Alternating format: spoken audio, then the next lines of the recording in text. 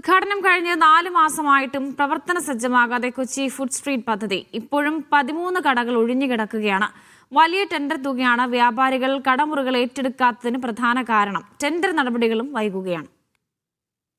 കഴിഞ്ഞ സെപ്റ്റംബർ 27-നാണ് മന്ത്രി വീണ ജോർജ് കൊച്ചിയിലെ ഫുഡ് സ്ട്രീറ്റ് പദ്ധതി ഉദ്ഘാടനം ചെയ്തത്. പനമ്പള്ളി നഗറിലെ കസ്തൂർബ നഗറിലാണ് 20 കടകൾ ഉൾക്കൊള്ളുന്ന ഫുഡ് സ്ട്രീറ്റ് ഒരുക്കിയത്. ഓരോ കടകളിലും വ്യത്യസ്തമായ വിഭവങ്ങൾ വിളമ്പുക എന്നതായിരുന്നു ആശയം. എന്നാൽ ഉദ്ഘാടനം കഴിഞ്ഞ് 4 മാസമായിട്ടും 7 കടകൾ മാത്രമാണ് വ്യാപാരികൾ ഏറ്റെടുത്തത്. അതിൽ 2 കടകൾ മാത്രമാണ് പ്രവർത്തനക്ഷമമായത്. വ്യാപാരികൾ വരാതായതോടെ ഈ സാമ്പത്തിക വർഷം അവസാനിക്കുന്നതുവരെ വാടക ഒഴിവാക്കിയെങ്കിലും ഇന്നും കടമുറികൾ ഏറ്റെടുക്കാൻ ആരും തയ്യാറാകുന്നില്ല. ഒരൊറ്റ ചായ കഫേ ഉള്ളൂ ഇവിടെ. അപ്പോൾ അവിടെ സ്നാക്സും അവരെ ഐറ്റംസ് പോകുമ്പോഴും നമുക്കിവിടെ ചായക്കുള്ള ഓർഡേഴ്സ് ഉണ്ട്. അവരിവിടുന്ന് ചായ കുടിക്കും. ചായ മാത്രമല്ല, ജ്യൂസിനെല്ലാം ഓർഡേഴ്സ് ഉണ്ട്. പക്ഷേ ബാക്കിയൊന്നും തുറക്കാത്തതുകൊണ്ട് അതിൻ്റെ ബുദ്ധിമുട്ടുകൾ വരുന്ന കസ്റ്റമേഴ്സിനും ഉണ്ട്.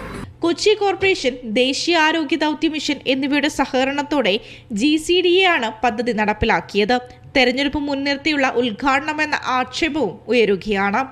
തെരഞ്ഞെടുപ്പ് ഒക്കെ കണ്ടിട്ട് ചെയ്യുമ്പോൾ ഇത്തരം സ്ഥാപനങ്ങൾ ഇതുപോലെയുള്ള പെർമനൻ്റ് ആയിട്ട് നിൽക്കേണ്ട സ്ഥാപനങ്ങളിലൊക്കെ തെരഞ്ഞെടുപ്പുമായി ബന്ധപ്പെട്ട് ഒരു സാധനം കാണിച്ച് തെരഞ്ഞെടുപ്പ് കഴിയുമ്പോൾ അത് കഴിഞ്ഞുകൊണ്ടൊരവസ്ഥ ഉണ്ടായാൽ ആളുകൾക്കതൊരു പൂർണ്ണമായിട്ടും വിശ്വസിക്കാൻ സാധിക്കില്ല. ഇപ്പോൾ തന്നെ വന്ന കടകളിൽ പലതും 1-2 പേരൊക്കെ ആളില്ലാതെ ഒഴിഞ്ഞു പോയിട്ടുണ്ട്.